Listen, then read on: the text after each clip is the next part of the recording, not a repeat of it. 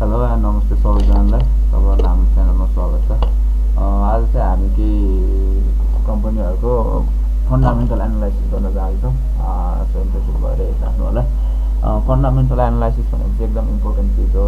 अब कतै इन्भेस्टिङ गर्ने प्लान गर्दै हुनुहुन्छ भने चाहिँ फन्डामेन्टल नहेरिकन चाहिँ कतै पनि इन्भेस्ट गर्नु चाहिँ नसोच्नु होला। बेसिक जहिले पनि मान्छेले चाहिँ फन्डामेन्टल एनालाइसिस चाहिँ नगरी इन्भेस्ट गर्नु भएकोले चाहिँ धेरै लस गर्ने चान्सहरू धेरै हुन्छ। तर अब फन्डामेन्टल एनालाइसिस राम्ररी गरेर हेर्नुभयो भने चाहिँ तपाईँहरूलाई के अरे हाई रिटर्नको चान्स हुन्छ र रिस्क पनि लो नै हुन्छ। फन्डामेन्टल राम्ररी बुझेर गर्नुभयो भने चाहिँ फन्डामेन्टल भन्दा चाहिँ के बुझिन्छ भनेदेखि चाहिँ कम्पनीको ओभरअल एक्टिभिटिजमा चाहिँ के कस्तो छ भनेर बुझिन्छ। अब यहाँ अहिले स्क्रिनमा देख्न सक्नुहुन्छ, त्यो चाहिँ अब मैले फाइनेन्स सेक्टरको तपाईँलाई देखाउन जाँदैछु। यसमा त कमै छ। मोस्टली चाहिँ नेपालमा चाहिँ एराउन्ड 20वटा जति चाहिँ सेक्टरहरू चाहिँ लिस्ट हुन्छ नेप्सेमा। यहाँ हेर्न सक्नुहुन्छ, मैले लिस्ट बनाइरहेको छ। Nepal finance limited, best finance limited, Lalitpur finance limited, यसरी टन्नै हुन्छ है लिस्टेड भइरहेकोहरू। यिनीहरूको चाहिँ मजाले एकचोटि कतै इन्भेस्ट गर्ने प्लान गर्दै हुनुहुन्छ भनेदेखि चाहिँ मजाले एकचोटि एनालाइसिस गरेर गर्नु होला। फाइनेन्सहरू चाहिँ मलाई जहाँसम्म लाग्छ अलि अन्डर भ्यालु नै थियो, अहिले चाहिँ आएर अलि बल्ल मात्र बढ्न थालेको यो बुल मार्केटमा। सो यत्रो फाइनेन्सहरूसँग चाहिँ सर बेसिक चाहिँ एनालाइसिस गरेर तपाईँहरूलाई देखाइदिन्छ एकचोटि है। अब यहाँ हेर्न सक्नुहुन्छ, यो चाहिँ फाइनेन्सको भयो। अनि यहाँ छ जस्तै ल बिएफसी भनेको बेस्ट फाइनेन्स, एफसिएल छ, जिएफसिएलहरू छ होइन। यिनीहरू चाहिँ त्यही अब फाइनेन्स कम्पनीहरू हो। यिनीहरूको अब ग्रोथ हेर्नुभयो तपाईँहरूले इपिएस कस्तो छ, रिटर्न कस्तो दिइरहेको छ। अब यहाँ हेर्न सक्नुहुन्छ, यो चार्टमा चाहिँ सिम्बल भइहाल्यो। यो इयरको कुन इयरको रिपोर्ट हो भनेको यहाँ छ। अनि यो चाहिँ यो के भनेको चाहिँ क्वार्टर अन क्वार्टर ग्रोथ भन्छ यसलाई चाहिँ। अब 3 महिनामा चाहिँ कतिको ग्रोथ देखाइरहेको छ भनेर यहाँबाट बुझिन्छ। अनि वाइ भनेको चाहिँ इयर टु इयर ग्रोथ हो। अब यसमा भनेको चाहिँ वर्ष टु वर्षमा कति ग्रोथ देखाइरहेको छ भनेर बुझिन्छ। बुक भ्यालु भनेको चाहिँ कम्पनीको भ्यालु जस्तो हो। अब यति चाहिँ तपाईँलाई के गरी लसै भयो भने यति भने चाहिँ तपाईँलाई रिजर्भ कोर्सबाट चाहिँ रिटर्न आउनु हुन्छ, रिजर्भ हुन्छ, यति एमाउन्ट चाहिँ यिनीहरूकोमा। अनि इपिएस भनेको अब अर्निङ पर सेयर हो। तपाईँको पर सेयरको लागि कति अर्निङ दिनसक्छ भन्ने एउटा हिसाब हो यो चाहिँ। आरओई भनेको चाहिँ तपाईँको रिटर्न अन इक्विटी, कति रिटर्न दिन्छ अहिले तपाईँको इक्विटीको हिसाबले भन्ने हुन्छ यसमा चाहिँ। पी रेसियो भनेको चाहिँ पर भ्यालु अफ इक्विटी भन्छ यसलाई चाहिँ। अब यो भनेको चाहिँ तपाईँको रेसियो निकाल्नलाई हो। यो चाहिँ अब के अरे अर्निङले पर सेयरको प्राइसको भ्यालु निकाल्ने हो। अनि कतिको महँगो छ या ओभर भ्यालु छ, अन्डर भ्यालु बुझ्ने भनेको चाहिँ पी रेसियोले पनि बुझाउँछ राम्ररी नै।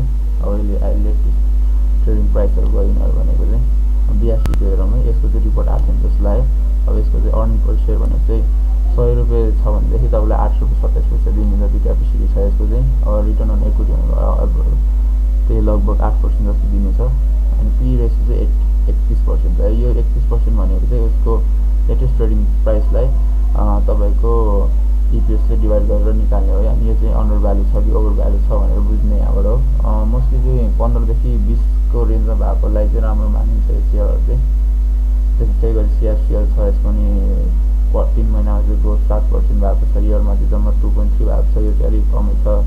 अनि जिएफसिएल छ यहाँ चाहिँ, जिएफसिएल गुडविल फाइनेन्स लिमिटेडको छ। यसले चाहिँ राम्रो देखाएको छ ग्रोथ चाहिँ। यो क्वार्टर टु क्वार्टरमा 80% देखाएको छ भने इयर टु इयरमा चाहिँ 35% ग्रोथ देखाएको छ। यो चाहिँ राम्रो ग्रोथ छ यो चाहिँ। अब यस्तो चाहिँ हेरेर तपाईँले छान्नुपर्ने हुन्छ ग्रोथ केमा छ, यसले फ्युचरमा चाहिँ कतिको प्रफिट दिन सक्छ, मतलब कतिको रिटर्न दिन सक्छ भनेर चाहिँ हेर्नको लागि चाहिँ यसरी मजाले फन्डामेन्टल चाहिँ एनालाइसिस गर्नु होला। तपाईँहरूलाई रिस्क चाहिँ एकदम कम हुन्छ लस हुने चाहिँ यसमा। जस्तै यसको छ जेएमएल भनेको वेस्टर्न मर्चेन्ट फाइनेन्स। यसले पनि राम्रो ग्रोथ देखाएको छ 45% 3 महिनामा र 45% 1 वर्षमा। यहाँ गुरास फाइनेन्स छ, यसको चाहिँ क्वार्टरमा धेरै राम्रो छैन, 7 मात्र छ, तर इयरली चाहिँ राम्रो रिटर्न देखाएको छ 256%को। अनि आइसिआरसीको भयो, यसको चाहिँ क्वार्टरमा थोरै नेगेटिभ देखे पनि इयरमा चाहिँ राम्रो ग्रोथ भएको देखिन्छ 65% भनेको नट ब्याड।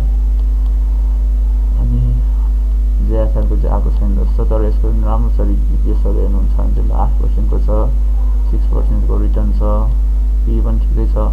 रेट चाहिँ अलिक बढेर गएको अहिलेको मार्केटमा। अनि एमफिल भनेको मन्जुश्री होला सायद, मन्जुश्री छ, यसको चाहिँ राम्रो छ, एकदमै राम्रो। 120%को क्वार्टरमा रिपोर्ट ग्रोथ छ, इयरमा नि 94% जस्तो देखाएको छ। यस्तो कुराहरू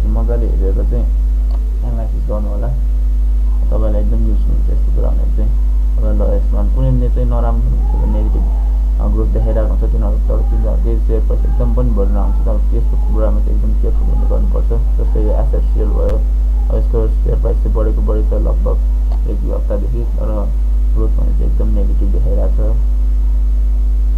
यो आरएलएफएल पनि राम्रै देखिन्छ, 648 देखिन्छ है। अब प्राइस पनि ठिकै छ, 300 को छ। पी रेसियो पनि राम्रो छ, यसको रिटर्नहरू पनि राम्रो दिइरहेको छ, इक्विस पनि 12-10 छ। यो भनेको एकदम राम्रो। यस्तो यस्तो चाहिँ हेरेर तपाईँले कारोबार गर्नुपर्ने हुन्छ है। अब अरू कुरामा हेर्नुपर्ने भनेको चाहिँ फन्डामेन्टलमा तपाईँलाई रिटर्न कतिको के दिइरहेको छ भन्ने हुन्छ। यो चाहिँ मैले लिस्ट बनाएर राखेको, तपाईँहरूले पनि गर्न अगाडि यसरी बनाएर गर्नुभयो भने तपाईँलाई पनि एकदम युजफुल हुन्छ, यिनीहरू चाहिँ पछि पनि काम लाग्छ। जस्तै यहाँ हेर्नुहुन्छ गुडविल फाइनान्सले चाहिँ 7777 मा